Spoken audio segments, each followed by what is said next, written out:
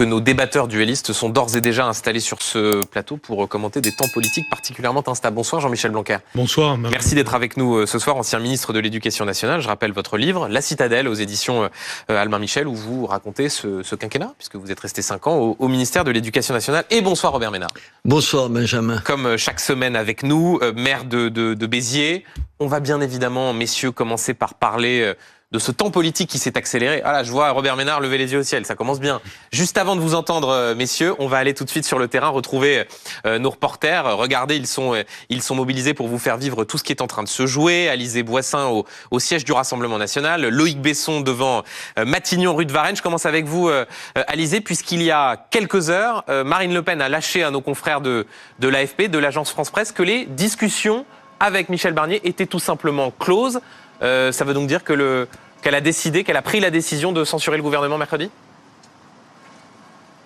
Oui, absolument. Vous voyez, le message est très clair, parce que pour le RN, c'est le gouvernement qui a mis fin aux discussions. Marine Le Pen, elle s'appuie sur les propos du ministre des Comptes publics, Laurent Saint-Martin, qui s'est exprimé à nos confrères du Parisien. Le ministre a dit, je cite, « Rien aujourd'hui ne permet de garantir le redressement des comptes publics en allant plus loin que ce que l'on a déjà fait. Le compromis n'est pas le chantage. Il ne peut y avoir d'ultimatum. » Et donc, sur cette intervention du gouvernement, Marine Le Pen, elle juge sur le fond comme sur la forme, l'intervention très cavalière, et donc elle reporte la faute de la fin des discussions sur le gouvernement. Alors c'est vrai que la situation elle est totalement inédite, vous l'avez dit. Pourquoi ? Parce que le budget il va être présenté demain face à une Assemblée nationale avec une gauche et une extrême droite qui sont totalement irrités par cette présentation du budget de la sécurité sociale, et le RN l'a bien dit, ils iront jusqu'au bout et ils voteront la motion de censure si Michel Barnier décide d'utiliser le 49.3.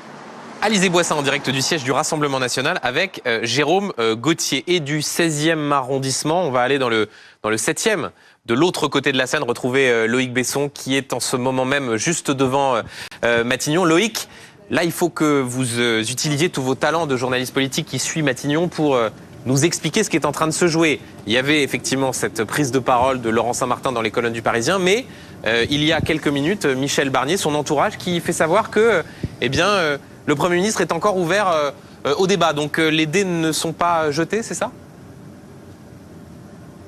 Ça s'appelle les ultimes négociations. C'est la dernière journée. Elle est vitale pour le gouvernement puisque tout se joue demain avec la présentation de la première partie du budget sur la sécurité sociale à l'Assemblée nationale. Alors les deux camps rejettent ce terme de négociation. Pourtant, c'est bien de ça dont il s'agit. Et d'ailleurs, ça se passe par médias interposés. Chaque camp se répond. Le gouvernement reste ouvert au dialogue comme il l'est depuis le début. C'est ce que nous a indiqué ce soir l'entourage de Michel Barnier en réponse donc à Marine Le Pen qui, on vient de le voir, estime que le gouvernement a interrompu les négociations. Comprenez, dans ces conditions, elle appuiera sur le bouton de la censure en se basant sur les propos du ministre du Budget ce matin qui dit le texte est ainsi, il n'y aura plus de nouvelles concessions, c'est à prendre ou à laisser. C'est donc un désaveu ce soir du Premier ministre, de son ministre du Budget, comme il l'avait déjà fait avec le ministre de l'Économie, toujours par rapport à Marine Le Pen lorsque le ministre de l'Économie avait estimé qu'il ne négocierait pas avec Marine Le Pen parce qu'elle ne ferait pas partie de l'arc républicain. Bon, ces déclarations du ministre du Budget ce matin, quand même, elles ont eu l'assentiment de Matignon, comme c'est la tradition lors des interviews dans la presse. C'est donc un jeu de négociation. Les choses ne sont pas terminées. Il y a encore 48 heures d'ailleurs. Michel Barnier nous le disait, le texte n'est pas figé. Il est toujours améliorable. Comprenez, je suis ouvert au dialogue. C'est ce que dit son entourage officiellement ce soir. Et plus concrètement, il s'agit du déremboursement de certains médicaments que demande Marine Le Pen. Marine Le Pen qui ce matin faisait déjà une interview où elle se montrait plus optimiste pour l'avenir personnel de Michel Barnier à condition qu'il lui fasse cette dernière concession. Loïc Besson en direct de Matignon avec Adrien Fache. Robert Ménard, il faut suivre. Là, il faut avoir l'historique de toutes les discussions. Et puis, on n'est pas à l'abri de quelques contradictions parce que si je suis bien Loïc Besson qui est toujours très informé, Michel Barnier qui dit l'inverse de son ministre du Budget, dont il a relu l'interview. Là encore, c'est quoi? C'est une sorte de grand jeu de dupes. Il n'empêche que ça veut dire que le scénario le plus plausible, c'est que le gouvernement tombe mercredi. Mais je suis rassuré, vous êtes allé sur le terrain. Bah oui. J'ai noté entre le 16e arrondissement et le 7e arrondissement. C'est un peu démago, Robert Ménard. C'est là où ça se joue. Attendez, c'est pas un peu démago. Tout à l'heure, j'ai entendu sur votre antenne un type qui disait, je sais plus qui, oui, les députés sont allés dans leur circonscription parce qu'ils sont allés dans la circonscription et les députés, ils discutent avec qui dans la circonscription. Moi, j'étais au match de boxe avec le député de chez moi, il a discuté avec personne, il a regardé le match de boxe. C'est ça la réalité, tout le reste c'est du baratin. Enfin, vous vous rendez compte, c'est surréaliste à quoi on discute. Alors évidemment, vous, ça vous chauffe, vous êtes content, toutes les 5 minutes, il y a un nouveau truc qui se passe dans l'actuel. Non mais je peux dire que c'est quand même ça. Oui, bien sûr. C'est formidable pour les journalistes. Coup elle dit ça, le lendemain elle dit ça, le 3e jour elle dit le contraire, ils se répondent, le ministre est mis en... parce qu'il a quand même recalé son ministre, il a l'habitude, le Premier ministre, tout ça.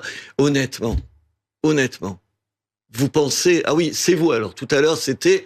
Il y a le temps politique, mais tout le monde se contrefout du temps politique. Il y a le il y a le temps des gens. Oui, il y a le temps... ça a un impact sur les gens si le gouvernement tombe.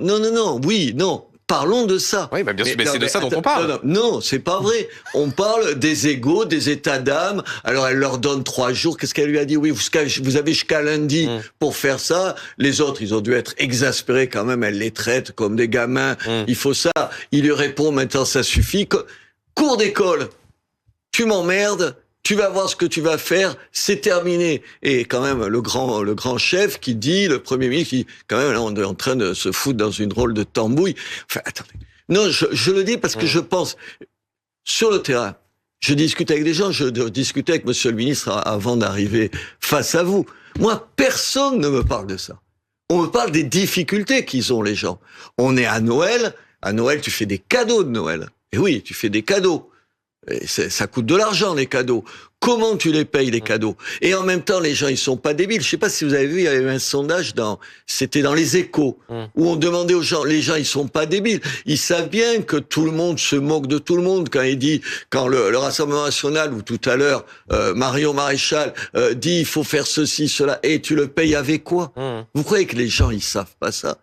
Qui croient sur parole, ils savent bien que quand tu es dans l'opposition, en gros, tu dis n'importe quoi, et que quand tu arrives au gouvernement ou au pouvoir, vous le savez, tes ambitions, elles sont réduites sacrément. Non, je vous laisse pas dire que c'est démago, c'est juste ce que je vis tous les jours. Je rebondissais sur le fait d'aller sur le terrain. Non, mais vous avez le droit de dire que c'est démago. Ouais, un petit peu, ouais. Chacun, pas 3 fois de suite dans la même émission. Un partout balle au centre. Jean-Michel Blanquer. Robert Ménard a raison de souligner le décalage qu'il peut y avoir entre le jeu politique et le ressenti des Français. Le sujet, c'est que si le gouvernement tombe mercredi, ça veut dire que le budget est rejeté, et ça veut dire que là, il y a des conséquences très concrètes. Parlons de ça. Et on en parle. Robert Ménard. On a 1 heure devant nous. C'est large. Donc votre regard sur ce qui est en train de se jouer, ce pas de 2 entre Michel Barnier et Marine Le Pen? Une grande tristesse, évidemment, comme ce que vient d'exprimer Robert Ménard, c'est-à-dire le fait qu'il y a un déphasage, chacun le ressent.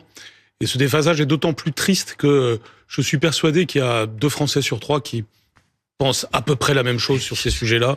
C'est-à-dire qu'ils pensent qu'en effet, il faut faire des économies, qu'on en passera par quelques sacrifices, évidemment, qu'ils doivent être bien partagés et que sur ces principes de base, qui sont en réalité des principes de bon sens, on devrait y arriver. Donc c'est très dommage que cette structuration du champ partisan que nous avons aujourd'hui mène à ça. Et c'est très dommage, deuxièmement, d'avoir des acteurs politiques qui jouent au marchandage. On ne me fera pas croire que c'est la question du déremboursement de tel ou tel médicament, aussi important que ça puisse être, qui doit ensuite avoir des conséquences graves, voire très graves, sur la situation française. Parce que on peut pas dire que ce qui se passe n'est pas important. C'est peut-être la petite divergence que j'aurais. C'est-à-dire que c'est triste, c'est lamentable, mais on peut pas dire que c'est pas important. Parce que si le budget est rejeté... Monsieur le ministre, si demain il y a... Oui, je vous dis pas que c'est pas important. Je dis exactement ce que vous avez dit tout à l'heure. C'est-à-dire les gens savent bien. Oui, ce que tu vas payer pour les médicaments, c'est important pour les gens. Les gens ont compris exactement ce que vous avez dit il y a 2 secondes. Ils ont compris que c'est pas ça l'enjeu. Les partis, les uns et les autres, ils s'en contrefoutent du prix des médicaments. C'est un argument qui est utilisé pour faire chuter le voisin. Mais en soi, vous avez raison, en soi, Bien sûr que c'est important. Comment on va faire? Moi, je suis maire. Je sais pas, honnêtement, j'en sais rien, les conséquences que ça va avoir. Mais je sens bien que ça va être compliqué de discuter avec le préfet, qui aura plus la main sur rien du tout. Mais tout le monde sait, monsieur le ministre, que ce n'est pas ça qui retient l'attention des uns et des autres. C'est un prétexte pour eux, pour aller dans leur sens de leur électorat, de ce qu'ils pensent et tout. Mais alors, et chacun veut faire peser son poids. Les intérêts particuliers l'emportent sur l'intérêt général. Tout le monde le voit. Il faut que maintenant chacun se mette un peu au niveau de la situation. alors prenons de la hauteur. Ne faisons pas de Mais politicien, n'est-ce pas, Robert Ménard? moquent. Mais non, je me moque pas. Ouais. Je pose ma question. Je pose moquez. ma question. Si on en arrive là, à qui la faute? Est-ce que c'est, comme vous semblez le dire, messieurs, Marine Le Pen qui, au fond, se moque des lignes rouges qu'elle a fixées mais veut simplement faire chuter le gouvernement? Est-ce qu'il y a eu, et c'est une question démocratiquement importante, du côté de Michel Barnier, au fond, une stratégie qui ne tendait pas suffisamment la main à Marine Le Pen? Comment on en arrive là, Jean-Michel Alors, Blanquer? on peut faire le point sur chacun des acteurs. Ouais. Du point de vue du gouvernement, d'abord, Michel Barnier, on sait tous qu'il est dans une situation compliquée. Et c'est aussi, à mon avis, pour ça qu'il a quand même derrière lui une bonne partie des Français, parce que les gens savent bien que sa tâche est difficile. Le budget est loin d'être parfait. On ne peut pas dire qu'il n'a pas fait des concessions dans plusieurs directions. Il y a eu, tout le monde l'a vu, sur l'électricité, sur le gaz, toute une série de sujets. Donc la question est de savoir jusqu'où il doit aller. Mais ce qui est très frappant, c'est l'irresponsabilité de tout le monde, majorité comme opposition. C'est-à-dire quand on voit des acteurs, y compris dans la majorité, poser des lignes rouges sur des choses qui peuvent être un peu importantes, mais qui sont quand même secondaires par rapport à l'enjeu principal, eh bien, on se rend compte qu'il y a comme un effet de confusion qui est porté là. Et ça, c'est contre cette confusion qu'il faut s'élever. C'est pour ça qu'il y a deux problèmes politiques. Il y a un problème de structuration, c'est-à-dire le fait qu'on soit arrivé à ce schéma ternaire après la dissolution. Et puis, deuxièmement, il y a le problème de l'attitude des acteurs politiques. Et là, malheureusement, il y a, je dirais, personne pour racheter personne dans ce qu'on a vu ces derniers temps. On n'est pas dans un choix noir et blanc. Je veux dire, c'est compliqué. Vous avez raison de le dire. Moi, Thierry Barnier, tout le monde sent bien qu'il n'a pas de majorité, mais pardon, Benjamin, il y a personne qui a une majorité en ce moment. Qui est capable d'avoir une majorité? Personne. Il faut faire des compromis et ça te met dans des situations difficiles. D'un côté, vous avez Marine Le Pen qui elle a compris quoi? Elle a compris que même si elle n'est pas majoritaire, même si entre ce qu'ils espéraient, vous vous rappelez, entre le deux tours des législatives et la réalité, c'est pas tout à fait la même chose. Et elle s'est quand même pris une claque, il faut dire les choses. Mais elle a suffisamment de poids aujourd'hui pour empêcher qui que ce soit de renverser ou de faire des majorités. C'est pas rien. Et puis ils sont dans leur rôle. Enfin, j'aime pas ça. Dans cette espèce d'attitude qui fait que quand tu es dans l'opposition, tu peux toujours dire tout ce que tu veux. Parce que tout à l'heure, vous faisiez remarquer, ils vont faire des économies, ou il faut faire moins d'économies sur tel truc, sur le dos des entreprises, sur le dos des particuliers, tout ça. Et l'argent, tu le trouves où? L'argent, tu le trouves où?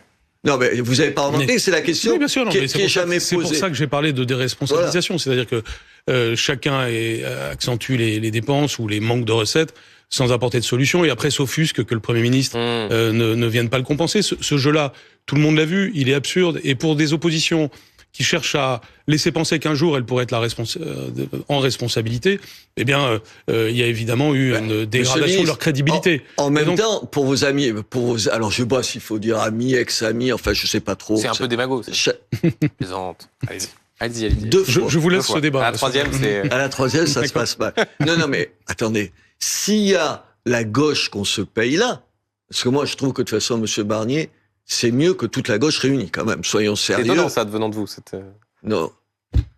Parce que vous pensez quoi? Vous voulez vraiment que Mélenchon soit au pouvoir avec ses copains qui passent leur vie sur vos plateaux à faire les marioles, leur dire on n'est pas mélenchoniste, et en même temps à leur brosser les pompes, comme on l'a vu du Parti communiste tout à l'heure, parce que c'est ça qu'ils font. Mais si on est dans cette situation aussi, tout à l'heure, quelqu'un parlait du Front républicain, mais c'est bien fait. J'allais dire pour la gueule, je le retire. C'est bien fait pour la figure de vos amis politiques. Qui a fait ce Front républicain? Qu'est-ce que ça veut dire le Front républicain? Parce qu'aujourd'hui, Monsieur le ministre, vous préférez qui, Monsieur Mélenchon à Marine Le Pen? Non, mais si vous avez à choisir. Mais sauf que c'est ça, à un moment donné.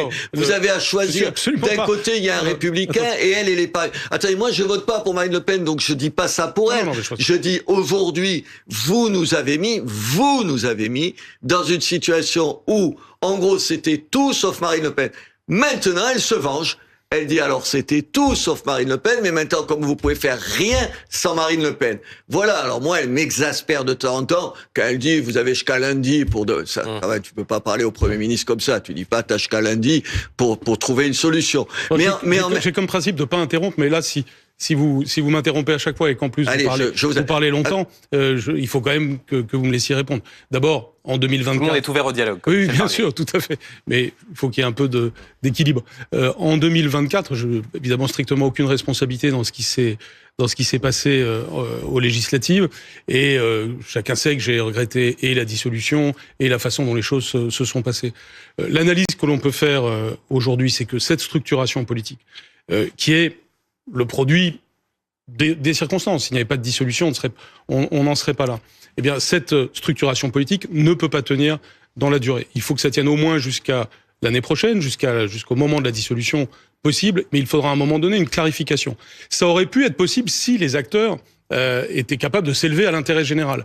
Et ils avaient tous l'occasion de le faire. On voit que ça n'est pas le cas. Les Français doivent en juger, et dans quelques temps, je pense qu'il y aura forcément nécessité d'arbitrage. Mais aujourd'hui, avec la situation dans laquelle la France est sur le plan économique, sur le plan social aussi, avec les plans sociaux qui se multiplient, et les différents enjeux, j'espère qu'on parlera aussi de ces sujets-là aujourd'hui, qui sont les vrais enjeux structurels de la France, il faut en appeler à la responsabilité, il faut que Michel Barnier dure, et qu'il puisse faire passer ce budget, tout simplement.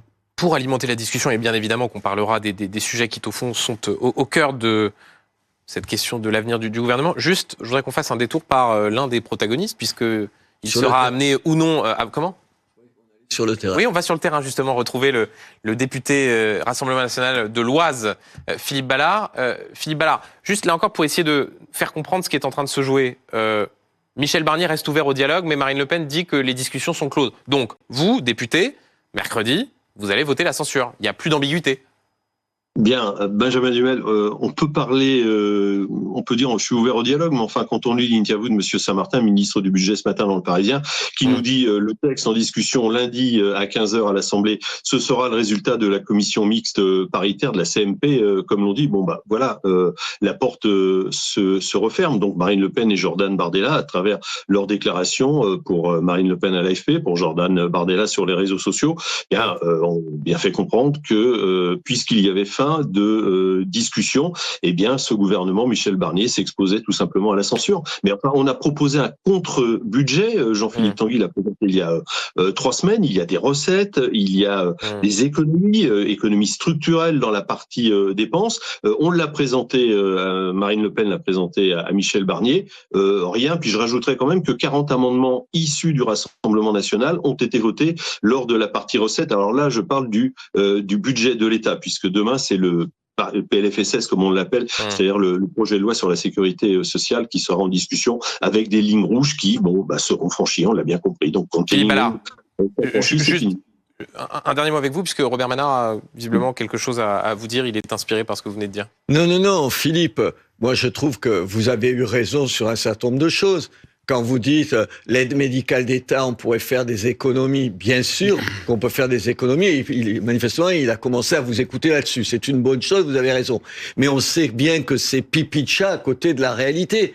Qu'est-ce que tu vas faire économiser sur l'aide médicale d'État, les 200 millions d'euros par rapport aux 60 milliards qu'il faut trouver? C'est pas la réponse. Et pardon, sur tout un tas de choses, vous votez comme la France insoumise sur les choix économiques. Enfin, vous êtes assez sérieux pour savoir que ça tient pas la route, que on peut faire plaisir à son électorat en disant on va faire ceci, on va faire payer plus les patrons, on va faire ça. Mais enfin, ça tient pas la route. Ça tient pas la route, et demain au pouvoir, Philippe, vous ne ferez pas ça. Vous changerez de A à Z. Écoutez, on a déjà eu entre les 2 tours des législatives, on a vu comment Monsieur Bardella, comment Jordan Bardella a changé sur tout un tas de sujets en se disant mince, je vais arriver au pouvoir, il faudrait que j'arrête de faire des promesses que je tiens pas. Enfin, vous le savez, Philippe, vous n'êtes pas un homme d'appareil, vous avez fait d'autres choses que de la politique.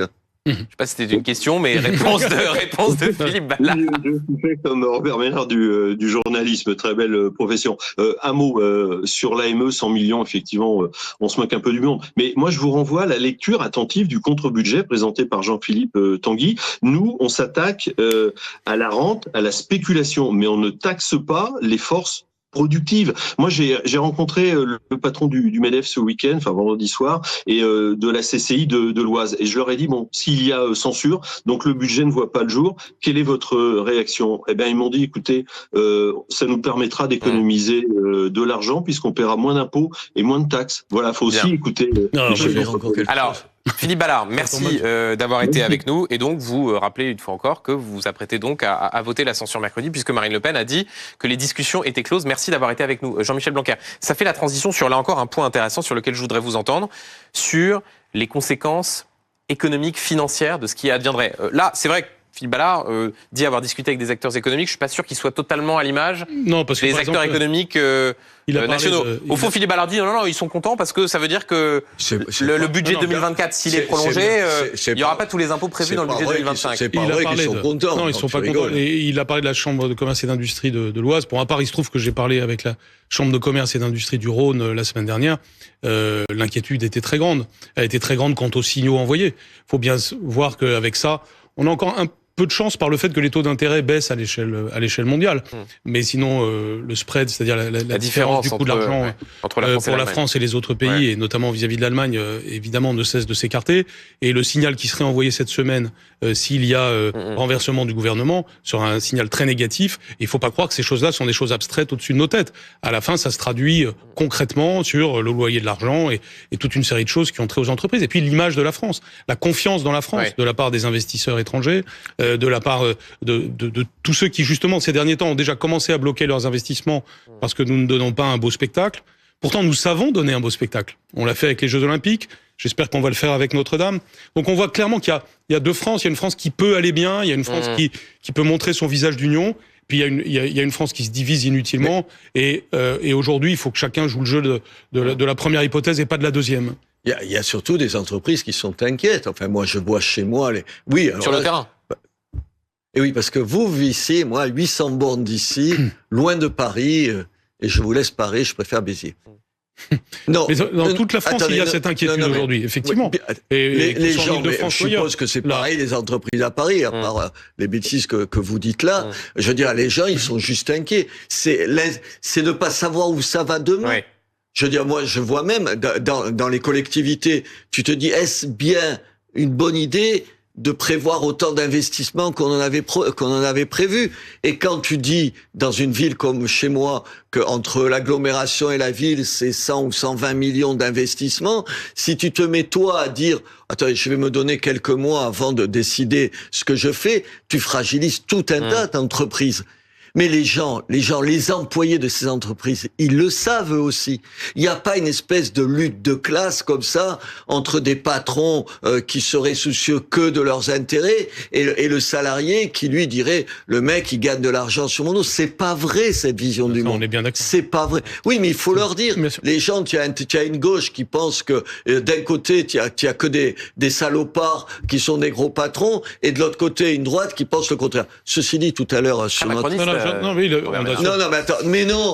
à l'heure, notre ami Ballard, Philippe Ballard, moi que je connaissais comme journaliste, puisqu'il était journaliste, qui te dit on est réaliste ou pas. Enfin, c'est le Rassemblement national qui dit je vais lutter contre l'assistanat, et quand on leur dit il faut pour toucher le RSA avoir travaillé 15 heures, ils votent contre. Ce que je faisais remarquer tout à l'heure à Marion Maréchal. Et de temps en temps, vous avez raison. C'est vrai, il y a un problème d'irresponsabilité des oppositions.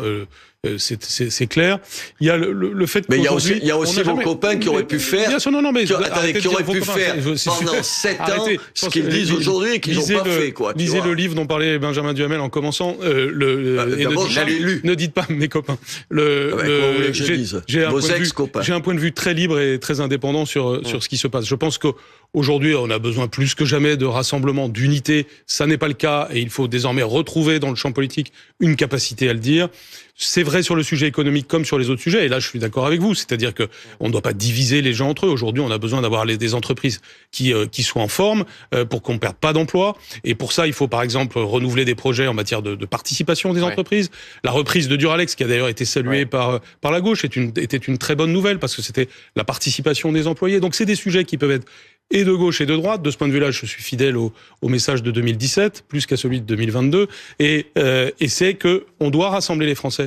Et on doit, surtout dans des moments comme celui-là, les rassembler encore plus sur le plan économique, sur le plan géographique, parce que dans ce que dit Robert Ménard, il y a aussi, en effet, la question de la division de ce que j'appellerais les 3 France, des centres, des banlieues et des campagnes, qui se traduit par 3 France politiques. Il faut structurellement avoir une politique en la matière. Et puis, il faut unir la France générationnellement aussi. Moi, ce qui m'inquiète toujours, c'est quand la jeunesse ne pense pas la même chose que les plus âgés. Et ces questions de rassemblement, ces discours de rassemblement sont trop peu tenus aujourd'hui et ils doivent avoir une traduction politique et c'est possible. Monsieur le ministre, il faut parler aux gens avec leurs mots, avec un peu d'empathie. Vous vous moquez. Non, oui. Vous vous moquez de moi tout à l'heure quand je dis que je suis à 800 km. Mais t'as l'impression qu'il y a des années-lumière entre les soucis que tu as. Moi, j'ai passé un week-end formidable avec des gens parce qu'il y a quand même des choses qui marchent bien, qui vont, parce que les gens, ils n'ont pas envie de se suicider tous les matins. Non, mais enfin, sinon, il faut écouter la gauche pour croire que tous les gens sont malheureux. Moi, j'en ai vu plein de gens de gauche chez moi. Il y avait la crèche, ils étaient contents, certains. Oui, parce que tu peux être de gauche et trouver qu'une crèche de Noël, c'est bien dans un hôtel de ville, figurez-vous. Je le dis pas devant le laïcard que vous êtes, parce que après, je vais me faire engueuler. Décidément, chacun pour son grade. Je vous caricature. Ce que j'essaye d'expliquer, c'est que juste, on a besoin d'être attentif aux gens. On a besoin de casser avec les logiques politiques. Et pardon, monsieur Macron, que vous avez soutenu pendant 5 ans, il a quand même été le champion du monde pour dire tout et son contraire. Vous l'avez d'ailleurs payé, vous le premier. Une chose est exactement l'opposé. Tu peux pas croire à ça. Aujourd'hui, les gens... Vous savez ce qui nous... Le sujet aujourd'hui, c'est comment on arrive à traduire... Vous savez ce que c'est, les gens, ils pensent pas qu'on leur ment. Ils pensent qu'on est impuissant, qu'on dit des choses qu'on ne fera pas. Et il faut changer ça. Tout à fait. Mais tout ce que j'ai dit précédemment est précisément inspiré du fait que sur le terrain, je vois un peu comme vous, des Français qui, sur le plan économique et social, veulent de l'unité, ne sont pas satisfaits par la façon dont les choses se passent à l'Assemblée nationale, ne sont pas satisfaits par cette brutalisation du débat public. Moi, je refuse cette fatalité. Et donc, aujourd'hui, en effet, la grande réflexion à avoir, c'est comment on passe ce cap, c'est-à-dire ça, c'est le cap budgétaire et la durée du gouvernement, et deuxièmement, dans quelques temps, le plus tard possible, mais dans quelques temps, comment recomposer les choses pour ne plus être dans cette situation. Alors, c'est ça les problèmes concrets que l'on a aujourd'hui pour se sortir de cette ornière politique dans laquelle on est. C'est important ce que vous dites, Jean-Michel Blanquer. Je rappelle que vous êtes professeur de droit aussi. Est-ce qu'on est dans une crise de régime ? Parce qu'on a parlé des conséquences économiques, financières qu'il pouvait y avoir si le gouvernement Barnier chutait. Politiquement, on rentre dans l'inconnu. Rappelons-le, ce serait la 2e motion de censure adoptée sous la Ve République après celle de 62 qui n'avait pas grand-chose à voir, puisque au fond, Georges Pompidou allait être renommé, les circonstances politiques n'avaient strictement rien à voir.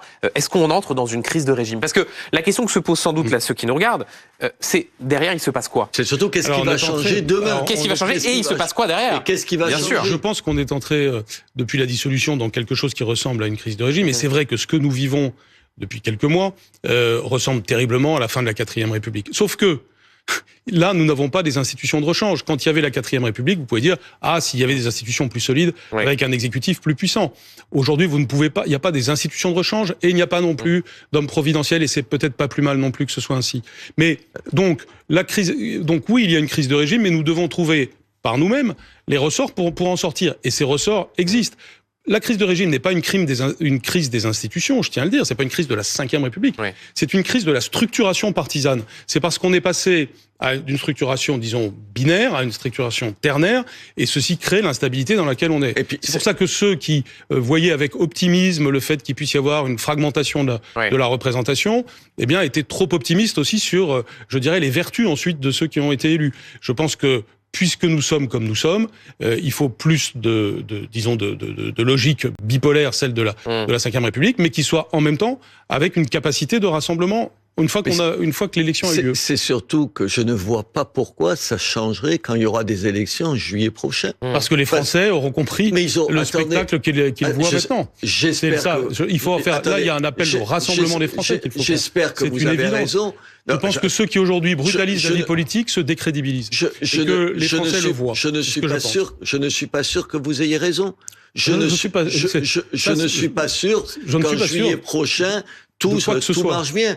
Je pense qu'il y a un vrai problème. Rien n'est certain, en effet. Il y a surtout qu'il n'y a pas les gens qui te donnent qui à la fois sont réalistes, qui à la fois te donnent envie de voir les choses différemment, tout le monde qui sont attachés à la France, à eux, à toi individuellement, qui tiennent un discours qui te donne envie de respirer. C'est ça qui manque en France. Vous croyez une seconde que la proportionnelle, ça va régler ça? La proportionnelle, ça va donner encore plus de poids aux gens que les Français détestent, c'est-à-dire les partis politiques. Mais il y aura encore plus de poids là-dessus. Mais vous entendez ces derniers jours cette petite musique qui monte sur la démission du président de la République, ou quelqu'un comme même Jean-François Copé, c'est exactement une sorte de. Moi, j'en sais rien s'il faut qu'il démissionne ou pas, c'est son affaire. Jean-Luc Mélenchon dit il faut une présidentielle anticipée, il faut qu'il démissionne. Et parce que Jean-Luc Mélenchon, ça va calmer les choses, parce que Jean-Luc Mélenchon, ça va responsabiliser, parce que Jean-Luc Mélenchon, il est tolérant plus par rapport aux uns aux autres. Enfin, de qui on se fout de la gueule, là, il faut quand même pas rigoler 2 minutes. Je veux dire, c'est exactement... Non, mais c'est exactement le contraire de tout ce qu'on a besoin. Vous vous rendez compte, Jean-Luc Mélenchon, chef de l'État, mais tu hallucines, tu te dis l'horreur absolue. Moi, je préfère n'importe qui à Jean-Luc Mélenchon. Aujourd'hui, le problème, c'est qu'on n'a pas de réponse. Si aujourd'hui on avait quelqu'un qui nous paraissait à nous tous évident, tiens, lui, il pourrait remplacer Macron et il serait capable d'apporter les réponses dont on a besoin. Il serait capable d'écouter ce pays sans ne penser qu'à lui. C'est pour ça que je disais qu'il fallait sortir de la logique de l'homme providentiel qui était... Ah non, moi je crois pas. Moi je crois qu'on a juste besoin d'un homme ou d'une femme. Si on en a c'est pour ça que ce qui me semble nécessaire aujourd'hui, c'est d'avoir un discours de fond sur les 4 ou 5 grands enjeux du pays. Oui, mais pour les porter, il faut quelqu'un, monsieur le ministre. Bien sûr, mais il faut d'abord une équipe et ensuite quelqu'un. Mais ça n'existe pas, ça, vous savez bien que ça n'existe pas. C'est tout à fait possible. Mais non, il faut éviter les querelles d'ego, on voit bien où ça nous mène aujourd'hui. On a besoin d'être dans le monde des idées et dans le monde concret, et ceci ensuite aura une traduction. À un moment donné, ça se traduit par quelqu'un dans lequel à qui tu as envie de faire confiance. Messieurs, bien sûr qu'on n'arrive pas. Je parlais au début de cette émission de votre livre, Jean-Michel Blanquer. C'est amusant puisqu'il y a un écho entre le récit que vous faites de ces 5 années passées au ministère de l'Éducation nationale et l'actualité. Puisque pendant ce quinquennat, il y a eu l'incendie de Notre-Dame, que vous avez vécu aux premières loges, si j'ose dire. On a vu cette semaine marquée par le début des cérémonies qui vont amener à la réouverture. Emmanuel Macron qui s'est rendu pour faire sorte de visite de chantier. Enfin, le chantier est terminé. C'était vendredi, voilà, où on a redécouvert la splendeur de Notre-Dame, la pierre qui est devenue blonde. Les images sont absolument magnifiques. Samedi prochain, il y aura une cérémonie. Le soir, l'archevêque tapera la porte avec sa crosse pour rendre au fond Notre-Dame aux fidèles. Et puis, messe de réouverture dimanche matin. Vous, Jean-Michel Blanquer, vous aviez assisté aux premières loges à tout cela, et vous aviez même, vous le racontez dans le livre, contribué avec la ministre du Travail de l'époque à la reconstruction de Notre-Dame. Oui, enfin, très, très humblement. Là, pour le coup, voilà un travail d'équipe. Il y a surtout, je veux rendre hommage à tous ceux qui ont permis cela. D'ailleurs, commencer par le président de la République, d'ailleurs, et puis les ouvriers, les compagnons qui ont permis ça. Voilà une belle réussite française. Ça nous en fait 2 dans l'année, les Jeux Olympiques, Notre-Dame. Restons fiers de cela. Moi, ce qui m'avait frappé au moment de l'incendie, et je le raconte dans le livre, c'était justement à quel point tout le monde était ému, et que l'on soit croyant, pas croyant, et je vous le dis maintenant, on peut être et laïque et avoir la foi, vous le savez bien, et aujourd'hui justement, ça fait partie des éléments de rassemblement des Français que de savoir dire ça. Et on voyait très bien que au-delà des chrétiens de France, il y avait évidemment une unité nationale pour être très malheureux devant l'hypothèse même que Notre-Dame puisse s'écrouler. Et aujourd'hui, qu'en quelque sorte, il y ait cette deuxième chance et qu'au fond, nous ayons réussi à rénover Notre-Dame, c'est très important. Et à l'époque, en effet, avec la ministre du Travail, Muriel Pénicaud, on avait contribué comme bien d'autres, hein, mais à ce qu'on appelle les campus des métiers et des qualifications des métiers d'art, hein, donc tous ceux qui sont les sculpteurs, les tailleurs de pierre, ceux qui travaillent sur les vitraux, et il y a plusieurs lycées professionnels en France qu'il faut saluer parce qu'ils font des choses magnifiques en la matière, et bien qu'ils puissent être en quelque sorte stimulés, et c'est ce qui s'est passé, pour participer à cette... Et ça a eu un impact au-delà de Notre-Dame. C'est un point important, c'est que d'un mal est né un bien. Hein. C'est grâce à cet élan général, on voit aujourd'hui que ces métiers d'art reprennent de la force, et ça va avoir un impact, je l'espère, sur d'autres aspects patrimoniaux de notre pays. Ça veut surtout dire que quand on veut, on peut. Bien sûr. Moi, Dieu sait qu'il y a un certain nombre de choses qui me cassent les bonbons de la part du chef de l'État. On a compris. Oui, mais là, je trouve qu'il a été formidable. Enfin, attendez, on peut dire une chose et l'autre. On peut dire que sur un certain nombre de sujets, il dit absolument n'importe quoi, et surtout il change d'avis comme de chemise. Et puis là, pendant 5 ans, tout le monde s'était foutu de sa gueule quand même. Rappelez-vous. Il n'y arrivera pas. Une fois de plus, il nous fait le coup de je vais faire. Il l'a fait. Si pour une fois, on se disait tous, bravo, il l'a fait. C'est pas pour lui. Moi, j'ai jamais voté. Je vote pas pour lui, donc c'est pas mon affaire. Je me dis juste, c'est bien pour notre pays. C'est ça, monsieur le ministre, dont on a besoin. C'est exactement ce que je disais tout à l'heure. Mais unissons-nous. On a juste besoin de ça.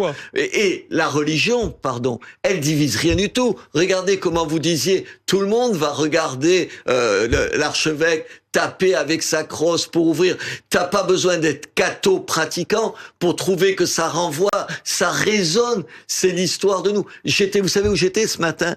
J'étais à Béziers parce que la communauté juive a refait la totalité de la synagogue, qui était une vieille synagogue et qui a été remise en état. Tu avais les larmes aux yeux. Moi, je ne suis pas juif. C'est pas le problème. Je trouvais ça formidable. La veille, j'étais devant la mairie où on a mis une crèche de Noël. C'est pour ça que je vous taquinais, parce que je me prends un procès par an parce qu'il y a une crèche dans l'hôtel de ville. Ça réunit 20 000 personnes. Il y a des femmes voilées qui viennent voir la Sainte Vierge avec l'enfant Jésus. Ça ne choque personne. Mais chacun, la classe politique, et tu entretiens les divisions, et tu fais en sorte que ce qui pourrait nous rassembler, ça nous divise. Et monsieur Duhamel, c'est ça dont on a besoin. Non, je fais pas le clown. On a besoin de ça. On a besoin, parce que moi, je suis pas d'accord avec vous. Il y a des équipes, il y a des gens qui les incarnent. Et sur Notre-Dame, il y a eu... Attendez, c'est formidable de voir le talent qu'il y a en France, les chefs-d'œuvre que sont capables de faire un certain nombre d'artisans. Mais il y a un monsieur qui est le chef de l'État qui, à un moment donné, en fait son affaire personnelle. Moi, j'aimerais qu'on soit capable de faire de quelques trucs notre affaire personnelle. L'école. Attendez, vous avez été le ministre. L'école... Tous les problèmes que j'ai comme maire, tous les problèmes, monsieur le ministre, ils reviennent à des problèmes d'école. C'est-à-dire parce que l'école fonctionne pas qu'il y a tout le reste. Enfin, alors, il nous faut 1 heure maintenant. Alors. Non, mais on va pas parler de ça. Ce que je veux dire, c'est que vous êtes au ministère, vous étiez ministre du truc le plus important. Et là-dessus, quand tu discutes, quand t'enlèves les syndicats et les associations de parents d'élèves qui sont la caricature, la même chose que les partis politiques. Dès que tu parles aux enseignants, tu parles aux parents d'élèves, pas aux organisations de parents d'élèves, tu t'aperçois que tout le monde porte à peu près la même analyse et les mêmes réponses. Comment on n'est pas foutu de faire ça? Comment on n'est pas foutu de faire ça? On a besoin sur ce sujet comme sur d'autres d'une unité du pays. On a besoin aussi du sens du long terme. Regardez les impatiences qu'il y a sur certains sujets. Ouais. Les polémiques qu'on a eues, par exemple, sur les mathématiques et les sciences. Ça fait 2 ans que j'entends qu'on a soi-disant abîmé les mathématiques et les sciences par la réforme du baccalauréat, alors qu'au contraire, ça représentait le fait de se retrousser les manches pour changer le déclin qui existait depuis une 30aine d'années. Or, là, en cette rentrée, on n'a jamais eu autant d'élèves en prépa scientifique, par exemple. Donc, il y a des débats qui sont des faux débats, des polémiques qui sont des fausses polémiques, et en même temps des réalités de terrain. Là, par exemple, on va avoir les résultats de l'évaluation internationale dans 2 ou 3 jours. Je les connais pas dans le temps. Il faut avoir le sens du long terme. C'est-à-dire qu'on stoppe. Mais la classe politique, elle vit d'une élection à une autre. Non. Vous faites ce que vous dites qu'il faut pas faire là. C'est-à-dire que ces sujets-là doivent être abordés avec calme. Je suis pas complètement débile au point de pas savoir qu'il faut un peu plus de temps et que les élections elles te plombent. Robert Ménard, Jean-Michel Blanquer. Vous parlez des mathématiques, effectivement, c'est important, et des polémiques. Il y en a une, on l'a abordé tout à l'heure avec Marion Maréchal, ce qui est en train de se jouer. Alors, il faut expliquer à ceux qui nous regardent, ce qui se joue notamment entre la ministre de l'Éducation nationale, votre lointaine successeur, Anne Genetet, son ministre délégué, qui a pris la parole en disant, je vous le dis comme élu et en tant que père de famille, ce programme en l'état n'est pas acceptable et doit être revu. Il parle du programme qui concerne l'éducation sexuelle à l'école. Lui dit, je ne veux pas de la théorie du genre. Sa ministre dit, il n'y a pas de théorie du genre.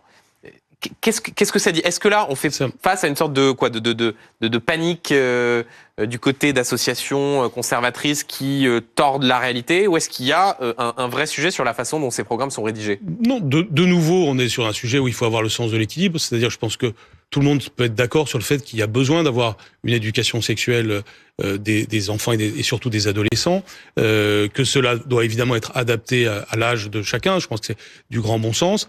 Et il est normal que tout le monde soit vigilant pour que tout ceci ne dérive pas en quelque chose de non souhaitable pour les enfants. C'est pour ça que c'est un sujet toujours délicat. Il faut éviter de mettre de l'huile sur le feu, mais c'est un sujet d'équilibre. Et la ministre a raison de considérer que il doit y avoir des séances effectives, puisque on a posé la règle d'avoir au moins 3 séances annuelles à l'école primaire comme dans l'enseignement secondaire, mais encore faut-il que ce soit une réalité de terrain. Mais c'est un sujet tellement délicat. Il faut se mettre aussi à la place des professeurs qui ont à le faire, que chaque mot compte et que c'est normal que la ministre regarde ça elle-même jusqu'à la dernière minute. Parce que, à ma connaissance, on n'a pas ces choses. Donc, ce qu'il faut, c'est attendre ce qu'elle va nous montrer. Mais ce que je crois surtout, c'est que, ce que je finis par penser, c'est une idée un peu originale, mais le sujet est tellement délicat, il est très différent des autres sujets. Et n'oublions pas que si on fait pas ça, les enfants vont, il y a bien d'autres sujets là-dessus, avec la consultation des sites pornographiques et tout un tas de problèmes qui existent. Donc, on a besoin d'avoir une parole claire, équilibrée sur ces sujets et adaptée à l'âge de chaque enfant. Je finis par penser qu'il faudrait avoir des vidéos officielles du ministère de l'Éducation nationale à la disposition des enseignants, de façon à ce que ce soit réglé au cordeau, parce que c'est un sujet qui ne souffre pas, comme on le voit, la moindre approximation. Mais en tout cas, là, de nouveau, on a quand même une illustration de ce que nous disons depuis tout à l'heure. Restons unis sur un sujet qui aurait été un sujet de santé publique. Et qui devient un sujet de polémique politique. Oui, en même temps, je sais pas les motivations des uns et des autres, mais la théorie du genre, je parle pas à l'école, elle existe. On sait ce que c'est. On sait en dehors de l'école à quelles aberrations elles amènent. Je veux dire, si Trump gagne les élections aux États-Unis, une des raisons, c'est parce que la théorie du genre, elle trouble les Américains comme elle nous trouble nous. Sur cette question-là, moi je suis pas du tout un spécialiste, je suis juste un père de famille, voilà, vous l'êtes, je suppose, vous allez l'être. On a tous ces sujets. D'abord, vous dites les enfants et les adolescents, c'est pas pareil. Ce n'est pas pareil. Adapté à chacun, bien sûr. Oui, mais il faut insister là-dessus. Ce n'est pas pareil. Autant, je pense que parler de sexualité, c'est la moindre des choses. À des adolescents, ils feront moins de conneries. Robert Ménard, ce qu'on entend parfois du côté des associations, et moi je relisais encore en préparant l'interview de Marion Maréchal, c'est l'idée de dire qu'au fond, ces sujets-là doivent être cantonnés à la famille. C'est-à-dire qu'il y a des associations qui, par principe, considèrent que cette thématique-là ne doit pas être abordée à l'école. Non, attendez. Pour les adolescents, bien sûr qu'il faut leur l'aborder. D'abord, parce que moi, je suis un défenseur de la famille. C'est pas vous qui allez me contredire, ni vous. Mais il y a des familles qui sont juste incapables de faire ça. Il y a des familles. La famille, ça peut être aussi un lieu de perversion. Moi, je suis confronté à des faits divers. Aujourd'hui, chez moi, je vais pas vous raconter des trucs sordides où les familles, c'est pas la famille. Une fois que tu as renvoyé la famille à la figure de ton interlocuteur, non, t'as pas réglé tous les problèmes. Il y a des familles qui, en elles-mêmes, sont le problème. Non, je disais juste qu'il y a des choses que tu dois enseigner. Moi, j'ai 72 ans. Je sais à quel point on était ignorant, beaucoup plus que mes enfants, de toutes les réalités sexuelles, mais même quand t'étais, même au lycée, je vous le dis tout de suite, parce qu'on n'en parlait jamais. C'était simple, on en parlait. Et en parler, bien sûr qu'il faut en parler. De là à penser que pour les petits-enfants, avant même que nos enfants, moi, mes petits-enfants, il faut leur poser des questions, les mettre face à un certain nombre de choix dont des questions qu'ils ne se posent même pas. Non, mais vous êtes d'accord. J'essaye d'avoir un raisonnement, Monsieur le Ministre, j'essaye d'avoir un raisonnement de bon sens. Bien sûr. Je dis, je comprends. Tout à l'heure, je l'ai trouvé, Marion Maréchal, plutôt mieux d'ailleurs que sur les contradictions qui étaient les siennes avec le Rassemblement national avant. Je lui ai dit en sortant, je pense que d'abord qu'elle est convaincue de ça, qu'elle pense que c'est un vrai problème. On a le droit de penser que c'est un vrai problème. On a le droit de penser que le planning familial dit des énormités de temps en temps, et que confier aujourd'hui... Moi, j'ai connu le planning familial il y a 30 ans, c'était pas la même chose. Bien sûr, ça, il y a eu une dérive à un moment donné. Oui, mais sauf qui c'est qui leur a donné un statut officiel? C'est l'éducation nationale. Oui, mais comme vous le savez, lorsque j'étais ministre de l'Éducation nationale, je me suis insurgé contre ce genre de mais c'est pour ça que je peux en parler avec vous. Et donc, justement, ce qui montre d'ailleurs que c'est possible. Simplement, maintenant que je vois que les polémiques continuent, malgré tout ce qu'on a pu faire pour que ce sujet soit objectivé au maximum, je fais la proposition que j'ai faite tout à l'heure, et je pense qu'elle me paraît intéressante, parce que de toutes les façons, vous aurez toujours, même localement, telle ou telle polémique sur telle façon de dire ou faire, ce que vous n'avez pas sur d'autres sujets. Et donc, regardez, ce le voile, ça ne s'est réglé que quand on a dit voilà, c'est comme ça et pas autrement. Ça peut se comparer, parce que là, on aurait une ligne directrice. C'est pour ça que l'éducation est nationale, et il y a certains sujets sur lesquels il faut être, d'une certaine façon, assez homogène. Il nous reste peu de temps. J'aimerais vous entendre sur un autre sujet qui raccroche avec les discussions budgétaires, puisqu'on a entendu cette semaine, notamment Michel Barnier, dire moi, je veux faire des économies, attention, sur les anciens ministres et les anciens premiers ministres. Est-ce que Robert Ménard, Jean-Michel Blanquer, c'est une bonne idée, ou est-ce que là encore, c'est un peu de démagogie, parce que quand on regarde les montants qui sont en jeu, c'est pas avec ça qu'on va réduire le déficit? Non, mais bien sûr. En même temps, quand tu vois l'augmentation des dépenses d'un certain nombre d'ex-premiers ministres, j'ai regardé, comme vous, je le savais et pas. On les voit à l'antenne en ce moment. Ah ouais, je le savais pas, honnêtement, j'avais jamais regardé ça et tout. Évidemment, quand tu ramènes ça, et quand les gens ramènent ça, ou même chacun d'entre nous, à ta propre vie, c'est-à-dire à l'argent dont vous disposez, vous, tous les mois, tu te dis, c'est pas rien. Castex, il est incroyable. Oui. Non, mais je le dis, vous vous moquez de la province. Non, mais pourquoi vous dites que je me moque de la province? Arrêtez. Je vous dis, Castex, c'est quand même le seul qui prend le métro le matin, c'est son métier. Oui, non, attendez, c'est pas gentil de dire ça. Il est PDG de la RATP. Oui, mais attends, mais moi je pense qu'il y a des PDG de la RATP qui devaient pas prendre le métro tous les matins et qui devaient y aller avec leur voiture de fonction. C'est quand même le seul Premier ministre qui a pas d'officier de sécurité, comme quoi on peut vivre sans officier de sécurité. Oui, bien sûr qu'il faut qu'il donne l'exemple. Moi, j'essaye de le faire comme maire, je le fais. Mais en même temps, c'est comme tout à l'heure ce que je disais. Sur l'aide médicale d'État. Oui, mais en même temps. Mais oui, mais il y a à la fois des choses qu'il faut montrer parce que c'est un symbole. Mais en fait, ça va pas régler le problème des déficits français. C'est un sujet où il faut faire confiance au Premier ministre pour avoir du bon sens. Là aussi, il faut pas négliger les questions de sécurité. Elles sont réelles pour certains. Je peux vous le dire. Moi, j'avais des menaces sur moi. Elles étaient importantes. Quand j'ai cessé d'être ministre, j'ai cessé d'avoir de la protection policière. J'ai même demandé à ne plus en avoir. Mais le fait est que ça existe. Les menaces, elles existent. Donc il faut. C'est des sujets sur lesquels je pense qu'il faut rester calme et serein. Il faut et surtout pas. Il faut faire que la démagogie. Par ailleurs, c'est normal qu'il y ait des différences puisque c'est pas la même chose quand vous partez pour des fonctions et ou pas, etc. Donc je crois que c'est des sujets sur lesquels il ne faut pas alimenter. Merci beaucoup Robert Ménard, Jean-Michel Blanquer. Je rappelle votre livre, La Citadelle aux éditions Albin Michel. Merci Robert Ménard, j'espère qu'on a pris suffisamment de hauteur dans cette discussion. Merci à vous d'avoir participé à ce duel du dimanche.